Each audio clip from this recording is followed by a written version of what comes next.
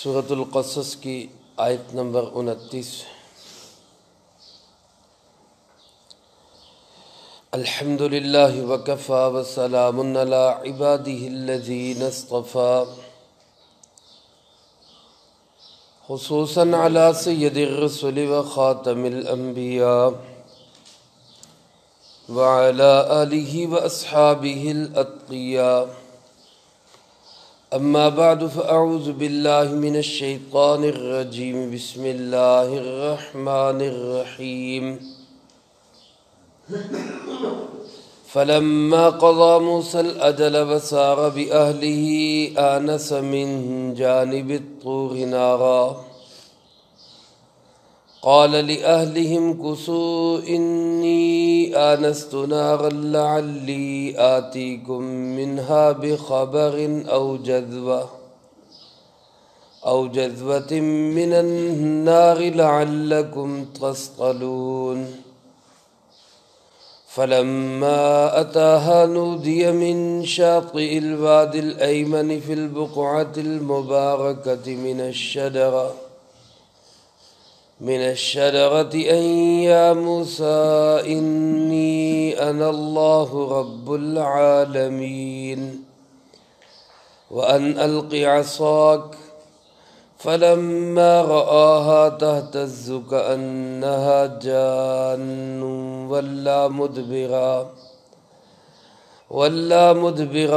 ولم يعقب يا موسى أقبل ولا تخف إنك من الآمنين۔ فلما قضى موسى الأجل، پھر جب موسیٰ علیہ السلام نے مدت پوری کر دی، وَسَارَ بِأَهْلِهِ، اور اپنے گھر والوں کو لے کے رات کو چلے، آنس من جانب الطور نارا، تو انہوں نے محسوس کیا کوہ طور کی ایک سائیڈ پہ آگ کو۔ قال لِأَهْلِهِ، وہ اپنے گھر والوں سے کہنے لگے، امکثوا، تم لوگ یہیں ٹھہرے رہو، انی آنست نارا، میں محسوس کر رہا ہوں آگ کو، لعلی آتیکم منہا بخبر، شاید کہ میں وہاں سے لے آؤں تمہارے پاس کوئی خبر، او جذوۃ من النار، یا آگ کا کوئی انگارہ، لعلکم تصطلون، تاکہ تم آگ سیک سکو۔ فلما اتاہا، پس جب وہ موسیٰ علیہ السلام وہاں آئے، نودی من شاطئ الوادی الایمن، تو ان کو پکارا گیا اس مبارک وادی کے دائیں جانب سے، فی البقعۃ المبارکہ، اس مبارک خطہ میں، من الشجرۃ، درخت سے، ان یا موسیٰ، یوں پکارا گیا کہ اے موسیٰ، انی انا اللہ رب العالمین، کوئی شک نہیں کہ میں ہی اللہ ہوں جو سب جہانوں کو پالنے والا ہے۔ وَأَنْ أَلْقِ عَصَاكَ، اور اپنی لاٹھی ڈال دیجئے، فلما رآها، جب اس کو ڈالا اور دیکھا، تہتز کأنها جان، تو وہ ایسے جھوم رہی جیسے کہ وہ ایک سانپ ہو، ولا مدبرا، تو پیٹھ پھیر کے بھاگے، ولم يعقب، اور مڑ کے نہ دیکھا۔ یا موسیٰ، آواز دی گئی ہے موسیٰ علیہ السلام، اقبل ولا تخف، ادھر آئیے اور ڈریے مت، انک من الآمنین، کوئی شک نہیں کہ آپ امن دیے ہوئے لوگوں میں سے ہیں۔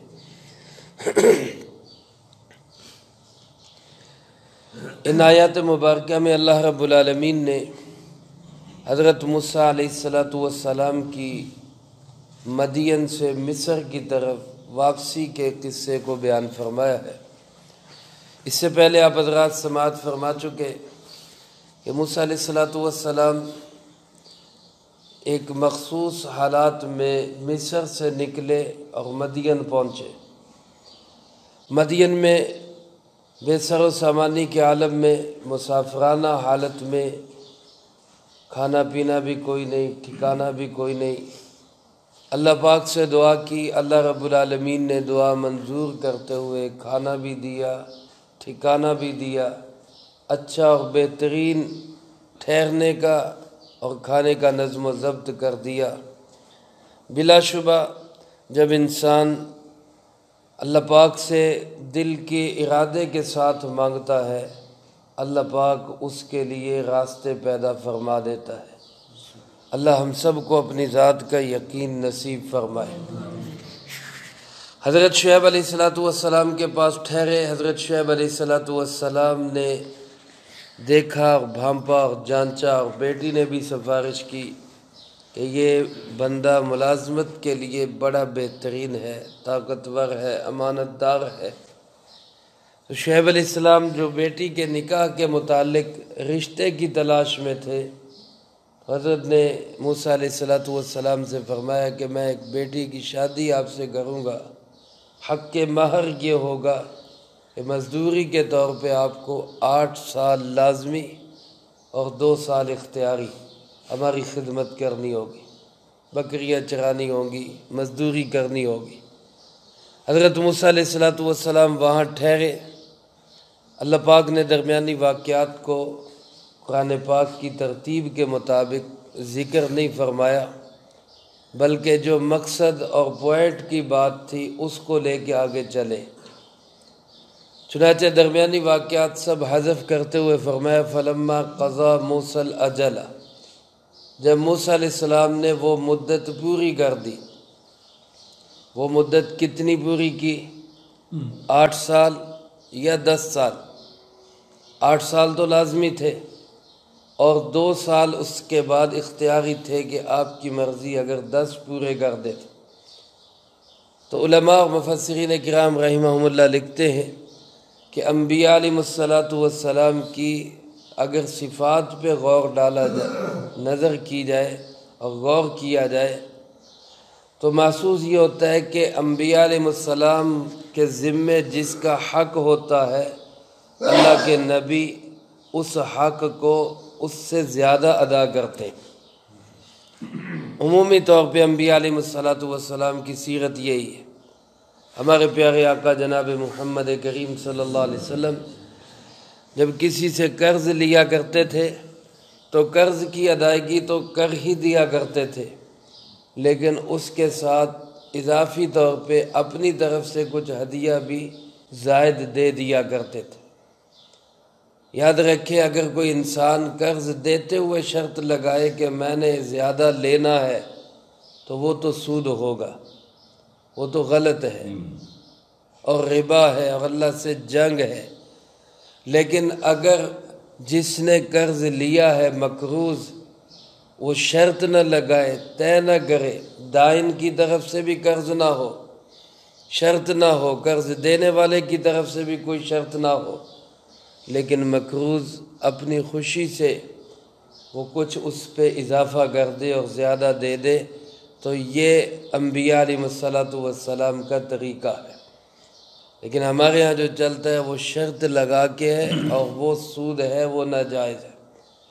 تو انبیاء علیہ السلام کی عادات مبارکہ میں یہ بات ملتی ہے کہ جس کے ساتھ کوئی حق کا معاہدہ کرتے تھے اس کا حق ادا کرتے ہوئے اپنی طرف سے کچھ زیادہ ہی دیتے تھے۔ آپ صلی اللہ علیہ وسلم ایک دفعہ بازار میں تشریف لائے تو آپ نے ایک تاجر کو دیکھا جو کسی کو کوئی چیز تول کے دے رہا تھا، کوئی چیز اس کو تول کے دے رہا تھا، ترازو اس کے ہاتھ میں تھی، تکڑی اس نے پکڑی ہوئی، وہ تول رہا ہے۔ تو رسول اللہ صلی اللہ علیہ وسلم نے ارشاد فرمایا زن ورجح، جھکتا ہوا تول، جھکتا ہوا تول، اپنی طرف سے کچھ زیادہ دے دے، تیری طرف سے کچھ اس کو چلا جائے، اس کا کوئی حق تیرے ذمے غیر نہ جائے۔ تو اسی انبیاء علیہ السلام کے کردار کو سامنے رکھتے ہوئے علماء نے یہ فرمایا ہے کہ موسیٰ علیہ السلام نے 8 سال کی بجائے 10 سال ہی پورے کیے، تاکہ جو میرے غیر اختیاری ہیں، جو لازمی نہیں ہے، وہ بھی میں پورے کر کے جاؤں، میرے ذمے کوئی حق باقی رہ نہ جائے۔ تو بہرحال یہ جو 10 سال کی مدت موسیٰ علیہ السلام نے پوری کی، تو اس کے بعد شعیب علیہ السلام سے عرض کی کہ جی میں اب اپنے وطن جانا چاہتا ہوں، اپنی والدہ سے، بھائی بہنوں سے ملنا چاہتا ہوں، اور مجھے اس کی اجازت دی جائے۔ تو شعیب علیہ السلام نے نہ صرف یہ کہ خوشی سے اجازت دی، بلکہ جس بیٹی کا نکاح ہو چکا تھا اس کو بھی ساتھ بھیجا۔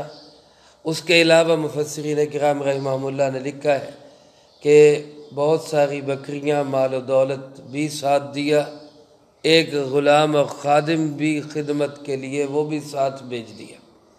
تو یہ گویا ایک مختصر سا قافلہ بن گیا جس نے اب مدین سے مصر کا سفر کرنا ہے۔ یا علماء نے یہ مسئلہ لکھا ہے وَسَارَ بِأَهْلِهِ، اپنے گھر والوں کے ساتھ وہ چلے۔ اگر کسی آدمی کی کسی جگہ شادی ہو جائے اور وہ اپنی بیوی کو کسی دوسرے شہر میں یا وطن میں لے جانا چاہے تو شرعاً اس کا حق ہے، وہ لے جا سکتا ہے، اس کو اسلام نے اجازت دی ہے۔ بیٹی کے والدین، بچی کے والدین مجبور نہیں کر سکتے کہ ہم اپنی بیٹی کو شہر سے باہر نہیں جانے دیں گے، یا ایسی کوئی شرط اگر وہ لگاتے ہیں تو یہ شرط لگانا غلط ہوگا۔ جب نکاح کر دیا تو اس کے بعد خاوند کو یہ مکمل حق و رائٹ ہے کہ وہ جہاں رہنا چاہے وہ خود بھی اپنی بیوی کو وہیں پہ رکھے۔ اسی اصول کے پیش نظر شعیب علیہ السلام نے بخوشی اجازت بھی دی، ساتھ بھی کیا، تو پھر تحائف دے کر بھی بھیجا کہ جاؤ ان کو لے جاؤ ساتھ۔ چنانچہ یہ قافلہ چلا، چلتے چلاتے یہ وہاں پہ پہنچا جہاں کوہ طور ہے۔ طور سینا یہ پہاڑ ہے ایک جو مصر اور مدین کے درمیان راستے میں آتا ہے۔ اس پہاڑ کے قریب جب پہنچے، رات کا وقت، اندھیری رات تھی اور سردی کی رات تھی، اور وہاں پہ دو مسئلے بنے۔ ایک تو یہ کہ موسیٰ علیہ السلام کو وہاں آگ کی ضرورت پڑی، لیکن وہ جو پتھر اپنے پاس رکھا ہوا تھا، چکماک کا پتھر جس کو رگڑ کے آگ نکالتے تھے اور چنگاریاں نکلتی اور وہ گھاس پھوس جمع ہوتی اور اس کو آگ لگا لیتے، اب وہ پتھر کام نہیں کر رہا۔ اللہ کے اختیار میں، اللہ پاک چاہے تو وہ پتھروں سے آگ پیدا کر دے، درختوں سے آگ پیدا کر دے۔ حضرت مولانا شبیر احمد عثمانی رحمۃ اللہ علیہ نے لکھا ہے تفسیر عثمانی میں کہ بنگلہ دیش کے بعض علاقوں میں یا افریقہ کے بعض علاقوں میں ایک ایسا درخت بھی پایا جاتا ہے کہ جس کی شاخوں کو آپس میں رگڑیں تو وہ درخت کی شاخوں سے چنگاریاں نکلتی، درخت کی شاخوں سے۔ حالانکہ درخت کو، گیلے درخت کو بالخصوص عام طور پہ آگ نہیں لگتی، لیکن وہ مالک کائنات، وہ مختار کل ہے، وہ جو چاہے جیسا چاہے وہ کر سکتا ہے۔ تو پتھروں میں سے آگ نکلتی، اس سے وہ جلاتے۔ جیسے ہم یہ ماچس کی جو ہے تیلی، دیا سلائی، اس کو ماچس پہ رگڑتے ہیں تو آگ نکلتی، وہ پتھر کو پتھر پہ رگڑتے تو آگ نکلتی۔ لیکن اب وہاں وہ پتھر رگڑ رہے ہیں، آگ نہیں نکل رہی۔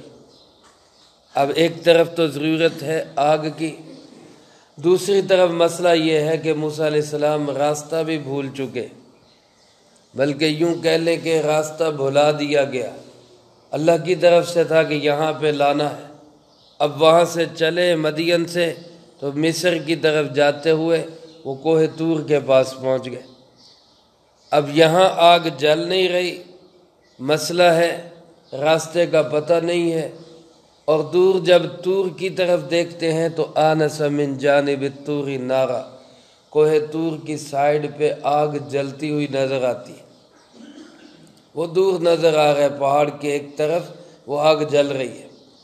تو موسیٰ علیہ السلام اپنے گھر والوں سے کہتے، قال لأہلہ، اپنے اہل سے کہا، امکثوا تم لوگ یہیں ٹھہرو۔ یہ کسو جمع کا صیغہ ہے، اسی سے معلوم ہوتا ہے کہ موسیٰ علیہ السلام اور ان کی اہلیہ اکیلے نہیں تھے۔ اگر ایسا ہوتا تو وہ موسیٰ علیہ السلام یہاں یوں فرماتے کسی، تو یہیں پہ ٹھہر، میں دیکھ کے آتا ہوں، واحد مؤنث کا صیغہ ہوتا۔ لیکن یہ کسو جمع کا صیغہ ہے، اس سے معلوم ہوتا ہے کہ ساتھ کچھ اور لوگ بھی تھے۔ اور بعض حضرات نے یہاں یوں بھی فرمایا ہے کہ اگرچہ کچھ لوگ ساتھ ہوں گے لیکن یہ مخاطب تھے اپنی اہلیہ سے، تو اہلیہ کو جو کسو فرمایا ہے جمع کے صیغے کے ساتھ، تو یہ ان کے عزت اور احترام میں فرمایا۔ جیسے ہمارے ہاں کسی ایک شخص کو کہہ دیا جاتا ہے کہ جناب آپ نے یوں کیا، وہ اس کو تو کہہ کے نہیں کہتے، اب تو کہنا بے ادبی اور آپ کہنا یہ ادب۔ تو اسی طرح ادب کا خیال کرتے ہوئے انہوں نے ایک کو کہنے کی بجائے فرمایا تم لوگ یہیں پہ ٹھہرو۔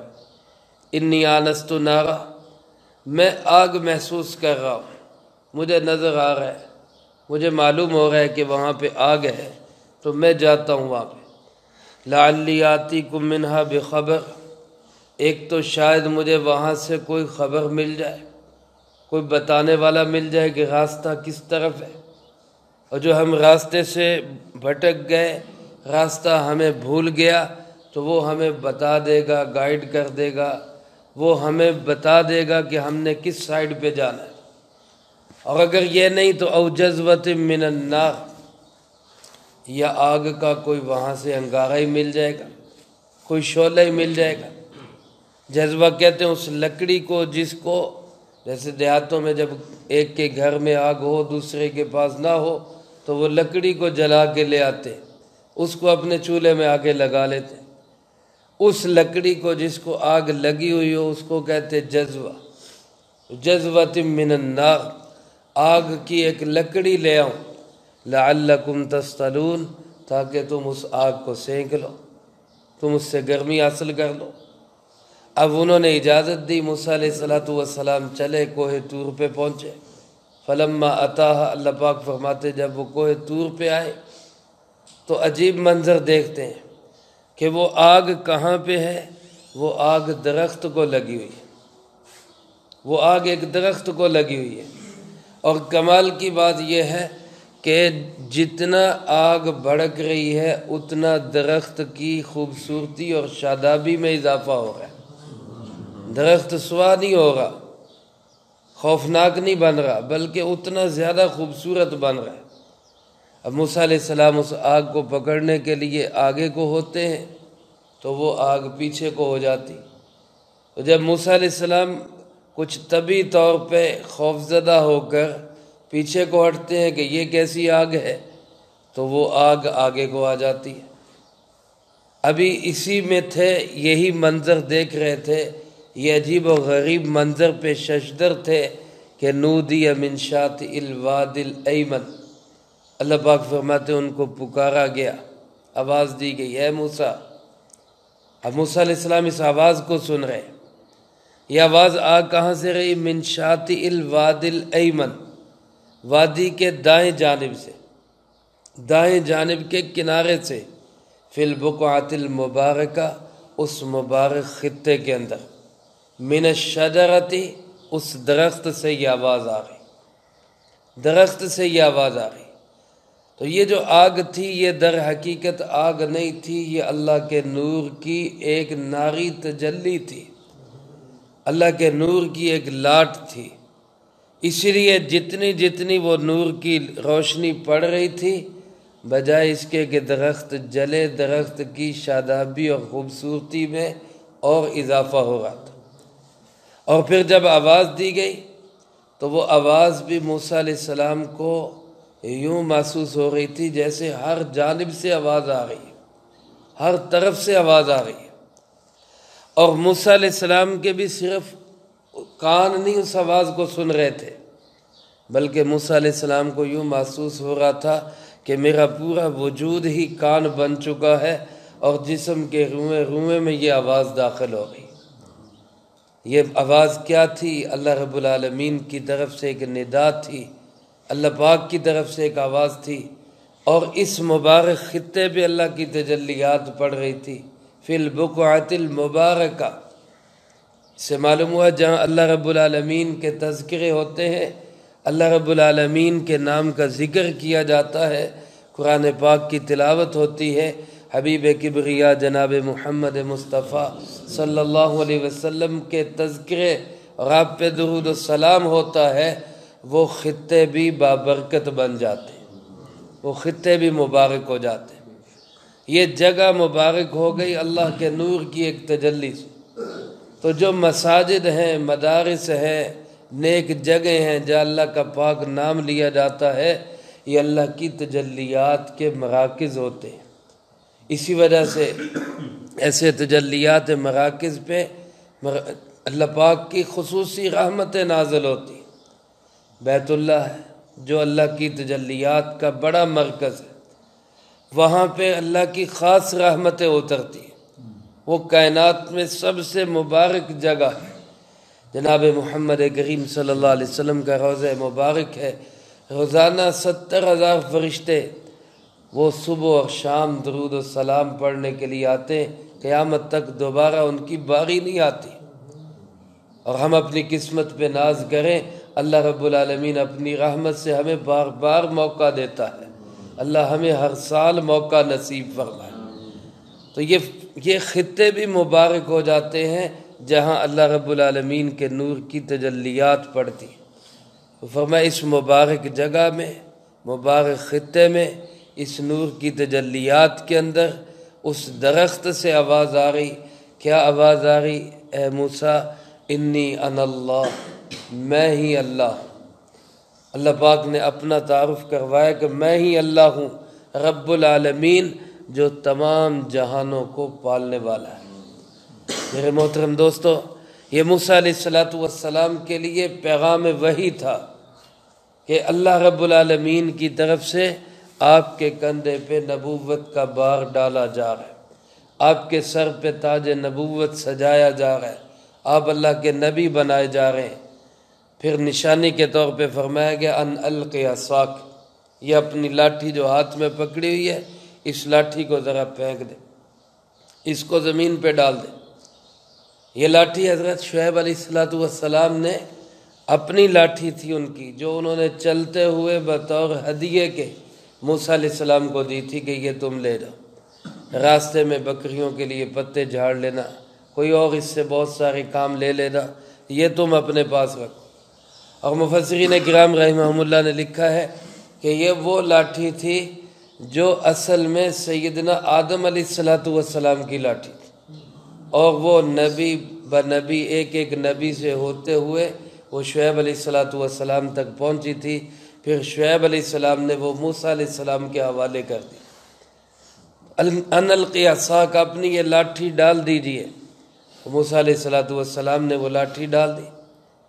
اب اس عجیب و غریب ماحول کے اندر جہاں پہلے آگ کے ایسے منظر دیکھ چکے تھے، وہاں ایک اور منظر کیا دیکھتے ہیں کہ جیسے ہی لاٹھی ڈالی تو فلما رآہا تہتز، جب اس کو دیکھا تو وہ ایسے جھوم رہی جیسے سانپ جھومتا ہے۔ تہتز، وہ بڑی تیزی سے حرکت کر رہی، اور حرکت اس کی ایسی کأنہا جان، جیسا کہ وہ کوئی ایک باریک اور لمبا سانپ ہو۔ عربی زبان کے اندر جان اس سانپ کو کہتے ہیں جو باریک ہو اور لمبا ہو، اس کو جان اس لیے کہا جاتا ہے کہ یہ جلدی چھپ جاتا ہے۔ جیم اور نون کے مادے کے اندر چھپنے کا معنی آتا ہے۔ جنت، اس کو بھی جنت اسی لیے کہتے ہیں کہ وہ چھپی ہوئی ہے، اور جن کو بھی جن اسی لیے کہتے ہیں کہ وہ چھپ جاتا ہے۔ مجنون کو بھی مجنون اسی لیے کہتے ہیں کہ اس کی عقل چھپی ہوئی ہوتی ہے۔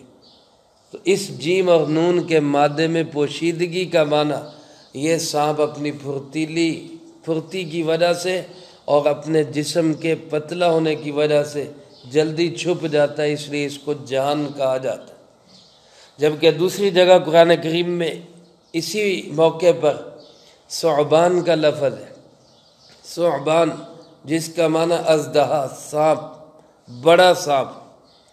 تو علماء نے لکھا ہے کہ یہ اپنی جسامت کے لحاظ سے تو بہت بڑا سانپ بنا، لیکن بڑا سانپ پھرتیلا نہیں ہوتا، تو وہ بڑا ہونے کے باوجود چھوٹے اور لمبے باریک سانپ کی طرح وہ پھرتیلا بھی تھا۔